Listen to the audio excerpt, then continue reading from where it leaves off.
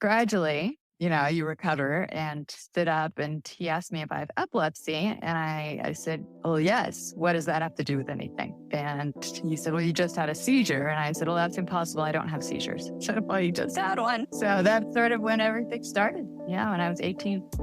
Welcome to Invisible Not Broken. Today, we're talking about writing, dating, and parenting with chronic illness. Our host, Monica, is joined by author Sara Staggs, who lives with epilepsy.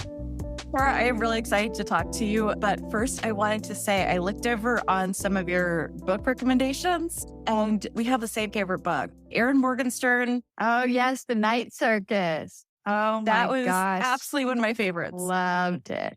Yes. When I read it, I had a lay Bordeaux moment of I want to throw it across the room and go, I will never write again because I will never write that well. I just saw that you have a new book coming out. I haven't gotten to it yet, but what style do you know it? Do you like that magical realism of Night Circus or?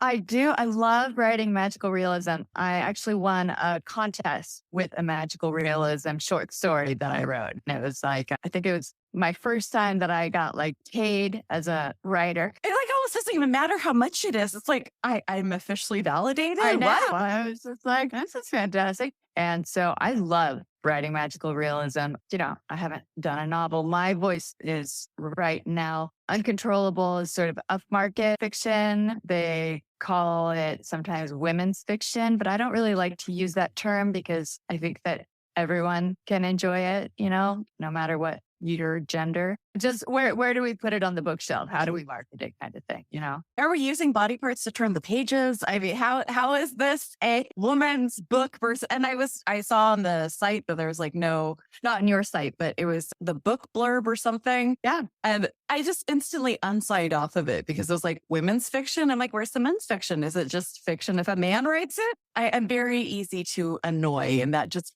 bothered me to my soul. Wait, so what would qualify this? Is Jane Austen now women's fiction? I don't know. If we write about chronic illness, are we women's fiction? I mean, yeah. It's just, they just need categories to know how do we market this and who do we market it to? And so that's, I guess, where my fit in. But marketers need some help. I know the publishing industry needs some help with their marketing. I am amazed. And I actually want advice. You have epilepsy and you are a writer and a mother and you have this really good sleep schedule, which I am so jealous of. I can barely hold it in my heart. How is my question. You have a strict bedtime, which is really important for epilepsy. Right. How do you do this with small children and writing? I have to steal writing time. Right. I guess to address the first question, my sleep schedule is that my brain just kind of starts getting tired and kind of shutting off at 9:30, but 10 o'clock I'm done. I turn into a pumpkin. I'm over. So the kids right now, they're young enough where I can, make them the bedtime, reading. It's from 8 to 8:30 and then lights out at 8:30 and asleep by 9. So we'll see how that works out. I think that that's going to be a good one this year. And then as for writing, it's a job now. So I have a writing schedule. I go and wake up, get the kids out of the house, and then walk the dog, exercise, and then I'm sitting at the table writing at 9 from about 9 to 1 or 9 to 1:30, and then kind of get on with the day so that I'm ready when everybody comes home. Of all the things I miss with disability, it's the walking that I miss. And not for the reasons everyone thinks. It's that I used to get my best ideas when I'd go for walks. Ah, that's nice. That's nice. I listen to music, or that's when I catch up on phone calls. I find that I get really good ideas as I'm falling asleep, which is unfortunate because then I can't write them down. So I just have to hope that I remember them in the morning. That is deeply unfair. Do you have any devices that you use to be able to hold that through to the morning? No, I have to get my sleep. So I just have to hope. I very much feel that. I keep and this is why I don't sleep as well as you do. I keep a notebook by my bed so that at 2 a.m. when I wake up from something, I can just jot it down. Otherwise, I have that circular thought thing going through my head until I wake up in the morning and it won't let me sleep. Yeah. So for writing, do you have anything that works well for you to be able to As you can tell, I'm very ADD. Is there some sort of device you have for being able to keep entire novel structures in your head or to organize life? Well, I wrote the novel Uncontrollable without really understanding how to outline a novel, It's so that just kind of came and there were a lot of revisions and everything. It's a very different book than it was when it started. It's funny how characters revolt like that. Exactly. And plot and story structure and everything. So it's very different. And I think it's much better than it was when I started. But the one that I'm working on now, I have sort of plotted out. I know where things are going to go and how, the majority of how everything is going to tie up at the end. I started using Scrivener just because I couldn't keep everything in my head. It's that writing software that allows you to go, I think in Act 2, this should happen. And you could just sort of write a sentence in Act 2 and just leave it there and it stays there. Right. You see the whole thing. Yeah. It's a very complicated program, but I haven't found a better one yet. Yeah. I just use Word and then outline it. And, I don't use any of those, the text stuff beyond Word. I just find that that's what works for me. And so there we go. That's amazing. It's much cheaper. I'm a fan of that. Yeah, I know. We have to save money at some point. So you grew up with your diagnosis. Is that right? You didn't have to wait and go through the doctor, run around to find out what that was? Right. So I was diagnosed when I was about 18 months old. And then they weren't really a problem growing up. I had, I think, one seizure when I was 10. So when I was heading into puberty. And then they just adjusted my meds with one pill extra. And then I didn't have seizures again until I went to college. Oh. And then I think that it was the lifestyle change that started to trigger them because I had never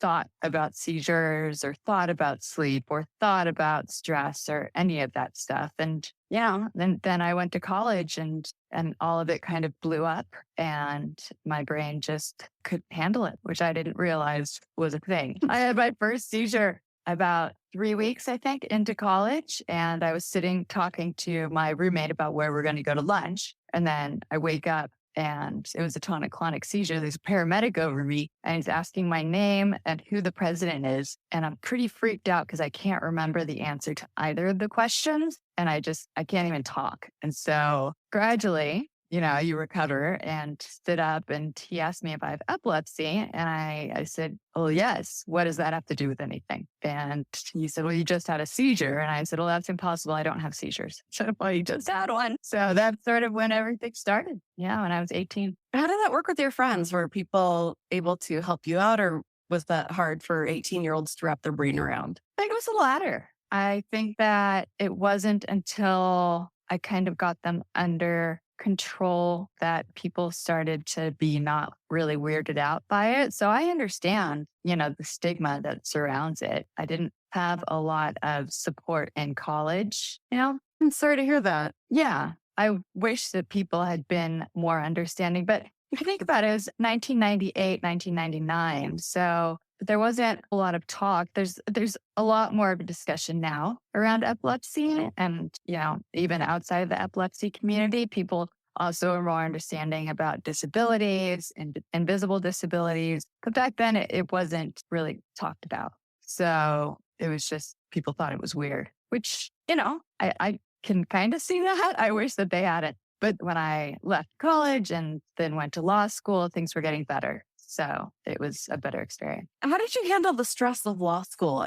So stress is a trigger for epilepsy. And my sister just finished law school and I have been trying to help her through lots of evenings. How did you manage your stress? My seizures were actually really well controlled by medication in law school. Okay. My doctor said you could drive again. And I was having, let's say, 2 seizures a year, maybe a little more, but I wasn't having them in class. The medication that I was on was very effective at that time. And then with medication, you have to see what works for how long it works and then try the new one. Yeah. And so actually the medication worked very well until after my first pregnancy. And then I could never get back down to that pre-pregnancy dose. And then with my second pregnancy, things really went kind of south. And so I had to add meds and, kind of been a juggling ever since. Because pregnancy isn't confusing enough on the body. Exactly. Yeah. Second pregnancy, I felt like we were always playing catch up. Like you would go and then I'd have a seizure and then they would adjust my meds. And, because your body does change a lot when you're pregnant. There's so much, whatever side of the aisles anyone is on, I need the discourse around pregnancy to be like, hey, it's just 9 months to end. Like, this is body changing forever. Yeah. There's a lot of stuff that happens. We need way better education in our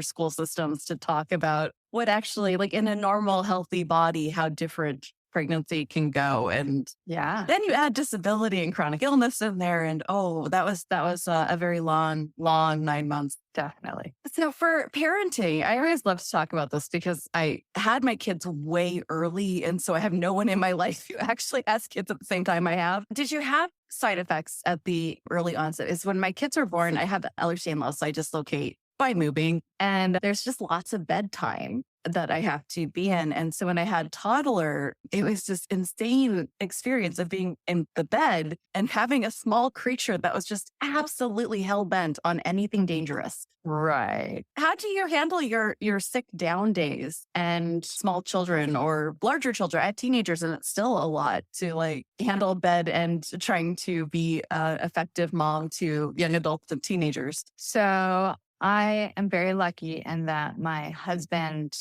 is very supportive and really stepped up, when I have a day when I've had a seizure or, if there's a couple seizures or what have you, and I'm just kind of out, he will, step in. I don't drive, so he does all the driving, which is really, it's difficult for him. And I'm really lucky to have that support system. Well, it's so weird to lose your autonomy as an adult. Like all of a sudden you're like not able to drive. It's like, wait, am I 12 again? Like I can't go for walks by myself. What? I know. Yeah. I was at that point once, but yeah, no, it is not being able to drive. It's very isolating. And, it's one of I think the loss of independence is one of the biggest issues that, maybe people outside the epilepsy community don't realize, how much it affects your life in general.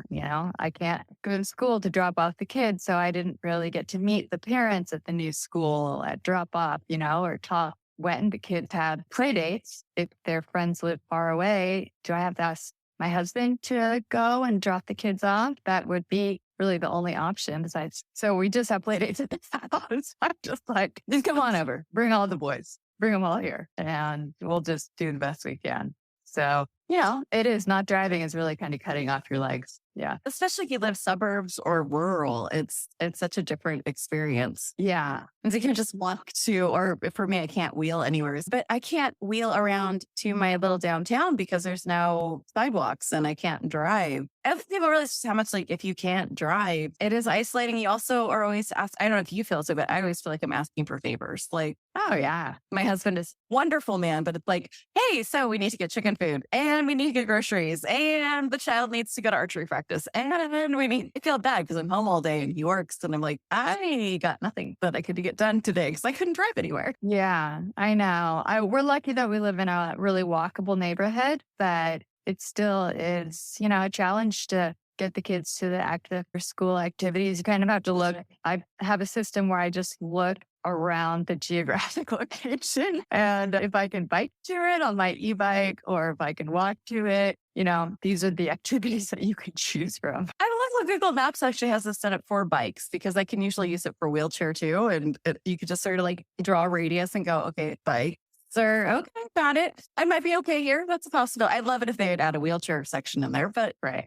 Okay, I'm very curious about, and not just me, it's one of the questions we get a lot of is when you're dating, how quickly do you disclose your disability status? Mm-hmm. And then with children, how open are you with your kids about stuff? Okay. Well, regarding dating in high school, it wasn't an issue because I was not having any seizures. So there was really nothing to talk about. I didn't even think about it. I had to take like a pill in the morning. And that was it. And then in college, people were seeing me have seizures. So it's not like it was a secret. Yeah. You already knew what you were getting into. If I remember correctly, you married your law school sweetheart. Was that in your? I did. Yes. We're really lucky that we kind of found each other in school at that early age. So we got to miss all the dating app and everything that everyone's going through now. But I think that the hardest part for me with regard to telling people was I remember I moved into a house with 5 guys when I went to law school. And, none of them knew me and I didn't know any of them, but I knew that I did have to tell them that I had epilepsy. And it was like, oh my gosh, how are they going to react? Because I'd never had to really do that before. So, but I knew I had to do it like really soon. And so the second day I sat them down, I was like, we have to talk. And I remember they were all sitting on the couch across from me. And I was like, I have epilepsy and I sometimes have seizures and this is what you need to do. Do you have any questions? And they were all like, oh, that's all right. Do I go get a beer? And I was just like, maybe. So this is all right. And they were like, yeah. And so it wasn't as big a deal to tell people as I thought it was going to be, which is good. And then my husband saw me have a seizure about 2 weeks into us dating. So, and he stayed. So there you go. There's an upside to that sort of really. My husband and I were best friends for 3 years before we started dating. So he'd seen all of it. And it was just so much easier for me. And all of you listening, you have my empathy and sympathy. I know my empathy and my sympathy. My God, dating apps are scary. And I'm really lucky to be old enough that I didn't do that thing. Yay, aged. Oh, and then I think the second part of your question was children. I mean, they've seen me have seizures. They've seen me come back from brain surgeries after being gone for 5 weeks. It's not, they know what to do. And I used to be worried that seeing me have seizures was giving them anxiety or, like affecting them in some way. And I think that it is making them more empathetic human beings and teaching them to deal with, stressors that just come with life at, in a more mature way. For example, had a seizure in January at a dog wash. And my older son, was there with me and he's 10. He was 10 at the time. And I could hear and I can, see and everything. I just can't talk or tell people anything. So everyone else at the dog wash was freaking out. And I could hear Max very calmly say, why don't we do this? This is what you need to do. And they, everyone's like, do we need to call 911? And, Max is like, you do not need to call 911 unless, and so I was really proud of him. He really just kind of took it in stride. So, I can't hide it. What am I going to do? They're going to see it. And I think that it has made them more empathetic people and more adaptable. You taught him such incredible leadership skills. A 10-year-old was able to control a room, explain what was happening, and then create an action plan. Yeah. And you're raising quite the leader. Like that's an impressive kid. Yeah, no, I told him afterwards I was very proud of him and that he had been a real hero that day. I ask these questions because I hear a lot from people who are like, I don't know if I should have kids. I don't know. I can barely handle my life without, anything. And that's a personal choice. I want to phrase that out there. This is a personal decision. You do what is right for you. But I do want there to be another discussion out there as well, because I think the media does a crap job of discussing our lives as chronic illness and disability. And it's usually framed in some sort of tragedy. And I have to say, for me personally, my children are such an incredible help. They are such a bright spot in my life. And we have darling slug days. I pretty much live in this one little room when I can't get out of bed, which can be weeks. Since my baby was a baby, we would just curl up and iPads with like drawing apps and we would watch Jane Austen movies. My son would like come and snuggle. Like, we still had a very active life. It just looked different. And I want to make sure that narrative is out there because everyone's choice is important, but I want there to at least be informed choices. Like, this is not a tragedy. It's actually really kind of beautiful. It's just different than someone else's house. Yeah. I mean, I can only speak for epilepsy. And I don't think that having epilepsy should make someone not have children if that's really their fear. You can work your life around it and, just work with your neurologist and your OB and your primary care doc to get you through the pregnancy and afterwards. And, if you can create a good support system, that's even better. But I think that women with epilepsy, should still be able to be encouraged if they want to have children. Yeah, I think any people who want this in family, I just want to make sure that people hear like other sides than just, the Lifetime TV movie. Right.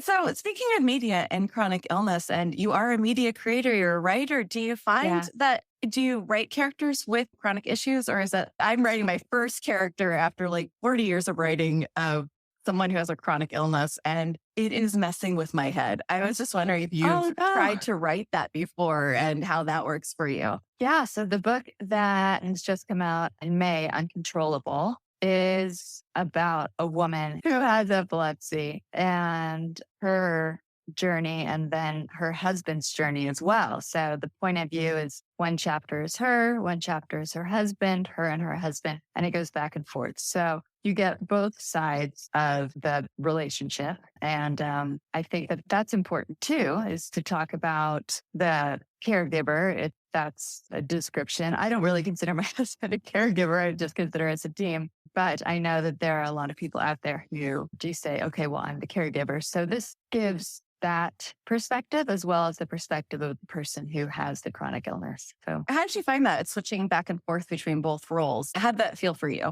I felt that the most difficult part was making the voices distinct so that, like, if you just read a sentence, you knew who was talking, if it was Jonah, the husband, or if it was Casey, the wife. So that was probably the most difficult part, is actually learning the craft of writing. How did you go about that to create those distinct voices? I mean, I'm a writer, I'm a fiction writer. So I just tried different things and, tried to just imagine a completely different voice for each person and, worked at it and finally it worked out. I read them out loud. I also did that. I think that that's important, because then you can really find where things are kind of messy or if it's not flowing right. Yeah, reading it out loud is really important. That's been weirdly helpful. It's almost like my friends who are coders that keep a little rubber duck on their desk and they read their code out to their duck. And that's where they find their little, like, I am stealing that. Thank you.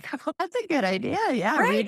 And rubber ducks are cute. I mean, yes. You get some aesthetics in there. Yeah. So how do you feel about have you seen any representation of, I can only think of one character off the top of my head who I've seen in media have epilepsy. And now I'm not even sure if that was what that character had. Babysitter's Club, the new one on Netflix. I feel like Stacy, one of the main characters, had epilepsy. And the thing that really hit me about it was a young teenager. And she was dealing with someone had videoed her seizure and put it up on social media. And I was like, oh, social media is such a tool that can be used as a weapon. And they handled that through the whole show.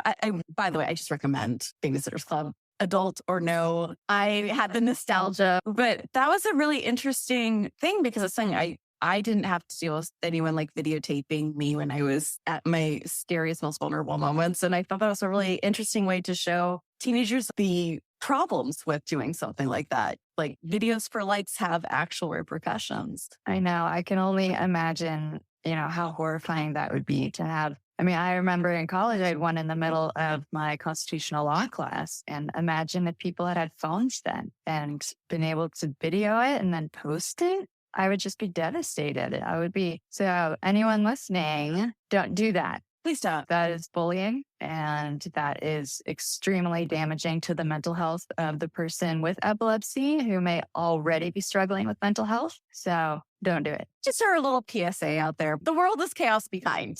Yeah. So I don't know if you know of any other characters in media or how you just feel in general about how chronic illness and disability is viewed in our little, it's such a big part of what shapes us. It shapes our laws. It shapes how people who don't experience something or don't have a touchstone with something, how they view and how they act towards. Right. I read one book when I was researching disabilities in literature. I read one book that was published in about 2005, where a secondary character had epilepsy, but you didn't know it until the middle of the book because he had a dog that would nudge him and then he would leave the room. And I was led to think that it was a diabetes alert dog, but he would never say what it was for. And then he had a seizure in one of the scenes and they tried to put something in his mouth and, the dog was alerting and he was ignoring the dog. And so it painted a really negative picture of someone with epilepsy because in the following scene, they asked, why haven't you told? And he said, well, I was ashamed of it and I didn't want to burden you. And so it was not only inaccurate seizure first aid, but it really kind of set back the epilepsy community a few years. So the cringe is real with that sentence. I know. I know. So that was actually the only book that I could find that had a character with epilepsy, however incorrectly written. So tell us a little bit of PSA. What should someone do if you see someone having a seizure? Because I remember being told in first aid class, you put a leather wallet in someone's mouth. I was like, that seems wrong. So let's do what we can to correct some stuff here. Sure. So seizure first aid, you just need to remember the 3 S's, which is stay, safe, and side. So the first S is stay. So stay with the person throughout the seizure and until the seizure has stopped and they've recovered. Safe, make sure they're in a safe place. And if you can, put something soft under their head. And then side, if you can, turn them on their side so they don't asphyxiate. And then there are things not to do. So the first thing not to do is do not put anything in the person's mouth. They cannot choke on their tongue. All you will do is potentially injure them or yourself. And so that is the first do not put anything in their mouth. The second thing is do not try and hold them down or restrain them or shake them. You can't shake someone out of a seizure or make it stop or anything. You just need to let the brain run its course. And instead of holding the person down, which could result in an injury to them, just make sure they're safe. And then the third thing is you don't need to call 911 unless the person is pregnant. They've hurt themselves in some way where you would call 911 anyway. They have a seizure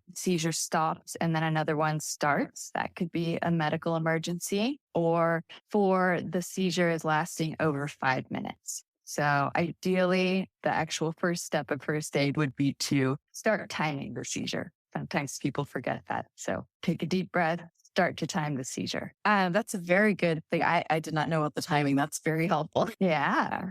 Is there anything you want people to know about life with epilepsy? It is one of the longest known disorders. It goes back to Seizure, and there's so many mythologies around it. And, like all the bad humors and brainstorms and all these other things. We have so much mythology around it. What do you want people to know about life with it? I think that it can be very limiting. And I think that it's important for everyone to know seizure first aid. However, having epilepsy doesn't mean that the person isn't as smart as, someone without epilepsy. It doesn't mean that they can't hold a job. They may need accommodations. So, for example, they may need, to work certain hours or not work certain hours or what have you, but they can hold a job. They can have children. I don't think that there's any conclusive scientific evidence that epilepsy is hereditary. It may be genetic. I know that there are a lot of hospitals working on studies to find if there's a gene for epilepsy, but it's not hereditary. One of my favorite questions is always just, is there anything under $100 that you bought that just made your life so much easier? For me, it's not even a cost. It was just the Notes app on my iPad is my survival because it does speech to text. My Reminders app means that reminders, by the way, if you have not gotten iOS 17 and you are an Apple person, you're in for such a treat for chronic illness because it's coming with a grocery list. I can add photos. I can have it remind my poor husband when he's driving around and he's near a Trader Joe's, it will ding his phone and he's like, oh yeah, Monica needs something. All right, I'll head over. So those are just some random little weird things that make my life a lot simpler. Oh, and then with the Apple Watch, you get medication reminders. So those are just some little cheap things that, and not that the Apple Watch is cheap. That's not cheap, but that's a free thing that comes with the Apple Watch. And the fall detection, that's been amazing on this. Oh, that's good. I didn't know they had that. Because it'll just message you, tell you where I'm at, that I'm down. Yeah, no, that makes things a lot easier and safer. Yeah. Let's see. What did I buy under $100? Okay, so 2 things that come to mind. One, my pill box. I can now, lay out my pills for the week, see what I'm not going to have, if I have to go to the pharmacy, if I don't. And so that has been very helpful. They have cute ones now.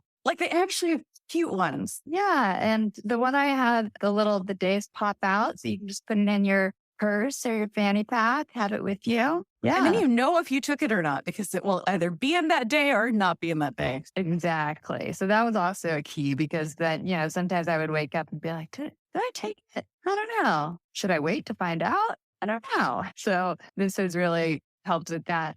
And then the second thing, actually, a wall calendar. I have a calendar on the wall where I just write all things, that are happening, appointments, what have you. And so it's something that I can, look at and then say, okay, now on this day I have this and the kids have this, and it's actually can really help. I know it's old school, but that's wonderful. I've been trying to do that, but everyone ignores when I put the calendar up. Like I'd have it up right by the refrigerator just so that people could see it. And it's not, they don't take it. Yeah. I love all of them, but my God. Yeah. I think it's because I put the chore list next to it. So it's become this focused blindness. If I don't see it, it doesn't exist. Yeah, exactly. Yeah, so those are the two things, my pillbox and the calendar on the wall. Those are some good ones. Where can everyone get your book? They can get it on Amazon. You can get it on Barnes & Noble. Let's see, Target. If you go to your bookstore, you can order it from whatever your favorite bookstore is, and they'll have it in for you.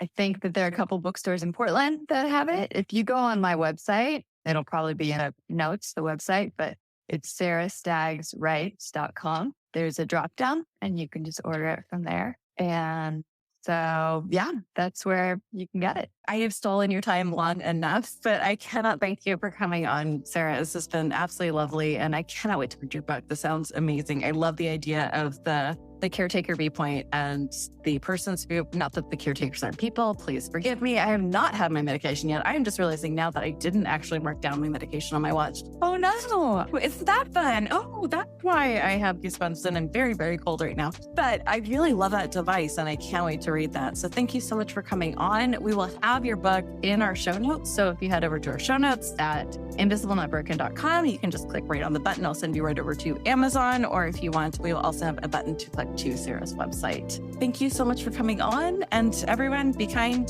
be gentle, be a badass. And I'll see you next time. Thanks for having me. Thank you for joining us today. To find out more about today's episode, including show notes, transcripts, and more, please visit invisiblenotbroken.com. Please rate and review us on Apple Podcasts, Spotify, or wherever you listen to podcasts. You can also support this show by heading over to our Patreon or by sharing these episodes. We are non-advertising, and our growth is thanks to you listeners. Thank you to our hosts, Monica and Sara, for a wonderful discussion. This episode was edited by me, Luke Spine. Last but not least, be kind, be gentle, and be badass.